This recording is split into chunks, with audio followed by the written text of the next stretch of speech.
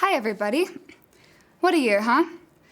I don't know about you all, but this year has helped me realize that life isn't as predictable as I used to believe it was. In America, hundreds of thousands of people have died, and over 50 million people are struggling to keep up on essential household expenses, such as rent, electricity, and food. Moreover, systems of education have been shaken to their very core. For example, UVU has moved most classes online. The classes which UVU has not moved online have been drastically altered. Face masks, social distancing, and limited gatherings are now part of our college experience. Now, I know you're probably thinking, wait, am I attending a talk addressing public health and safety? Let me get to the point. Currently, according to utah.gov, no more than 10 people are allowed to gather together in one room. For a moment, I'd like for you to imagine that you are a student attending a class of that size. 65% of college students were wrestling with anxiety before the pandemic. 3 out of 4 Americans between the ages of 18 and 24 report poor mental health tied to the pandemic. 1 out of 4 Americans between the ages of 18 and 24 reported having seriously considered suicide in the last 30 days, as of January of this year. So these CDC statistics show that before the pandemic, anxiety was a huge problem among college students, but it's only been amplified because of the pandemic. Now, why is this a problem? We have to understand what anxiety is. Anxiety is fear. It's an unsettling feeling, worry, doubt, insecurity. And if you experience that on a daily basis, that's when it becomes an anxiety disorder. Now, I'm sure everyone participating in this conference has experienced these feelings before. Well, little did I know at the time, Alicia was struggling with anxiety disorder, and she saw a therapist. Hello, everybody. My name is Reagan Jensen. I am currently a sophomore at Utah State University studying psychology, but I am super excited to be here with you all today. So I'm going to be talking about the strength of authenticity in serving. Authenticity is a strength that leads to developing and recognizing your other strengths. It's the first step to serving and leading others effectively. So I have a question for you all to think about. Do you know when you call the bank and you get that automated telephone operator that's like, press 1 for more options? Well, have any of you ever had a personal connection to those automated calls? Now, I can't see any of you because you're all on Zoom, but I'm gonna go with probably not. Well, that's exactly how I was going about my life. I walked into every leadership opportunity looking for someone to essentially program me. I wanted and needed people to tell me exactly how I needed to act, how I needed to serve. Well, my first year up at Utah State, I decided to go out and apply for a position on the A-Team, which is a group of current students who help lead new student orientation. One person who's been a tremendous role model in my life has been Ben Carson, and I love him for this reason exactly. And for those of you who don't know him, Ben Carson wasn't always Ben Carson. He's now known as a world-renowned neurosurgeon, but he didn't start out that way. In fact, he was brought up in poverty, raised in the projects with a mother who was geared with nothing more than a 3rd grade level of education. He was surrounded by gang violence, his brother was involved in it, and he didn't have a father who was actively present in his home life. He struggled tremendously in school. In fact, he was ranked as being perhaps one of the lowest performing students in his class, if not his entire school. He was told repeatedly throughout the duration of his life that he wouldn't live to achieve anything substantial or great. And he believed that for a long time, but despite this belief, he had a vision for himself, and he knew that he was worth more. He saw his capacity, and he believed in it, and he went forward with it. And so what does our comfort zone consist of? And it looks different to everyone. Everyone has different boundaries. Everything, people get uncomfortable for different reasons. And so for some people, it could be living local, living with family, only making mac and cheese for dinner, the list goes on. And so the opposite of our comfort zone is doing things that are hard for us, doing things that make our heart beat a little fast, and doing things that we probably wouldn't think that we would do. And so I want to emphasize 2 principles today. So first, finding comfort in our own skin and finding that confidence within ourselves. And then second, how to escape outside our comfort zone, and what does that look like? So there's this quote by Christina G. Hibbert, who is a clinical psychologist and founder of the Easy Postpartum Wellness Coalition. And she said, if we accept ourselves for who we are, embrace our strengths and weaknesses, find beauty in the things you do have or things you're good at, you will find comfort in yourself. So when we have this positive mindset about ourselves and identify those strengths and identify those positive qualities in ourselves, we can have comfort in ourselves. I am working towards chasing my dreams every day and not defining myself by the opinions of others. I think this really happens to most everybody. When we're little, we have big dreams and big beliefs, and we think that when we grow up, we're gonna do great things. And as adults, we really support these little kids, and we're like, yes, become a superhero. You can be a princess. You are. We believe in them, and we help them so that their perception of themselves is really big. And then as we get older, something happens where we encounter people who are dream killers, or people who want to give us a reality check, let us know what we're capable of and what we're not.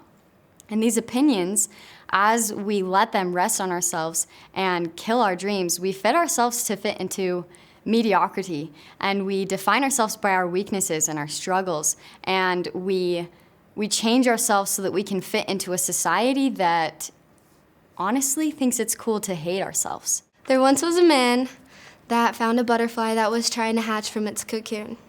He decided to stop and watch for hours as it struggled to get itself through the small hole in the cocoon. Well, after a while, the butterfly stopped progressing and it looked like it was stuck. So the man decided to help this butterfly. He grabbed a pair of scissors and went to the cocoon and cut it open and released this butterfly. Well, it emerged easily, but when it came out, it had this swollen body and shriveled up wings. The man didn't think anything of it and waited patiently for this butterfly to enlarge its wings and to fly away. Well, that never happened. The butterfly spent the rest of its life crawling on the ground and was unable to fly with this swollen body and shriveled up wings. My name is Annie Peterson, and I am so excited to be with you all today speaking on grit. I am a senator for the School of the Arts at Utah Valley University, so let's begin. Let's talk about surfing. It's one of my favorite sports, and I wish I could do it more, but alas, I live in Utah. This picture here is a picture that my family took on Del Mar Beach in 2004. In this picture, my family has just gotten out of the water, and my brothers and I have just finished our surfing lessons with Uncle Chris.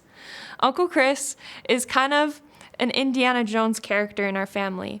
He hunts, he fishes, and he surfs. He can do it all. And so when he decided to teach me and my brothers how to surf, we were thrilled. So my brothers and I set out and paddled out on our boards with Uncle Chris, and we were just filled with glee.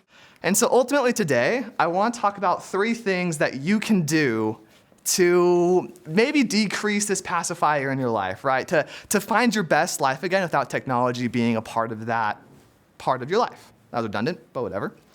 But low-key, it's going to be hard because you've been doing this for 10 years. So like, I'm same boat you are. I've been trying this for a little bit. It is hard. So here comes some fun. So I don't know if I have Pokemon nerds here in chat. If you are, please type in chat. I can't see chat, but type anyway. So there's 3 stages I want to give you, right? There's an easy, a medium, and a hard, right? For my nerds, we've got a Charmander, Charmeleon, and Charizard level of changes you can make in your life. So from our Charmanders in chat, thanks, Gabe. For my Charmanders in chat, I want you guys to do just one simple thing, right? And the only invitation I have for you is take the notifications off your phone. So go to your, I only know how to use Apple because I'm an Apple guy. I don't know about Android users, I'm sorry. Today, we are going to be talking about debunking personal myths. A little quick disclaimer before I start my presentation. I have a kidney stone right now, so I'm in a lot of pain, and I'm on pain meds, so if this is really scattered and weird, just go with it. Cut me some slack. Cutting some slack is going to be a huge part of this presentation, so it's pretty relevant. So I'm cutting myself some slack. You should do it too. All right. So you are a liar. And you're probably a pretty good one. And today, I am going to prove that. I surveyed some of my friends on social media, and I asked them to tell me the lies that they tell themselves or that their mind tells them on a regular basis. And these are just a few of the responses that I received. They range from, I'm dumb, ugly, and selfish. Nobody wants you. I don't deserve that. I have to solve this all by myself. Hi everyone, my name's Chelsea Gunther. And I am Lauren Nix. And we're both students at Utah State University. And we're really excited to be here today. I am a senior. I'm studying integrated studies and I'll actually be graduating this semester. I'm pretty excited. And I am a junior in the elementary education program here at Utah State. And we are here presenting to y'all today because we are both student leaders at Utah State. We're both members of the A team here, which isn't quite what it sounds like.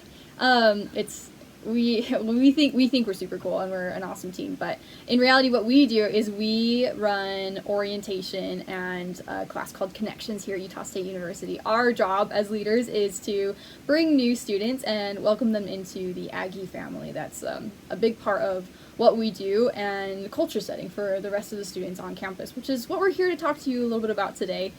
Yes, exactly. So we have specific culture values that we're going to talk about in this presentation. And really the cool thing about it is that we've written a story. So it's not just a normal presentation where we're just going to go through a whole bunch of slides. We're going to tell you a story.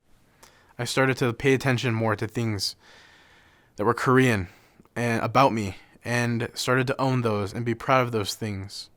And I realized that at the end of the day, my mom just wanted me to be successful. She wanted me to be happy. She wanted me to do anything that I wanted in life. So I did. This bottom middle picture, this is my wife and I, Abigail. I did exactly what I wanted to do, and I married the woman of my dreams. And on that day, I had the opportunity to dance with my mom.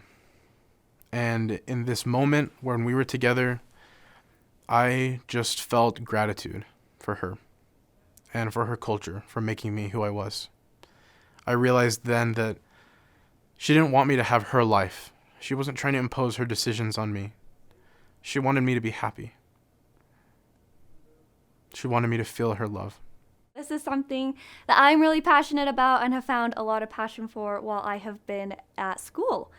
So my name is Mariah Law, and I'm a current senior at Utah State University. I'm currently studying elementary and early childhood education. I love tennis and pickleball and baking cakes and golden retrievers, but I really don't like French fries. So that's a little bit about me. I also love student leadership and being involved within our community on campus. So I am a true-blooded Aggie and very proud of that. I'm going to start off by telling you a little bit about the Magic Castle Hotel in Los Angeles, California. This, if you ever look on Google or Yelp, this has been one of the top 3 rated hotels in Los Angeles. It competes with the Four Seasons and other very prestigious hotels in Los Angeles.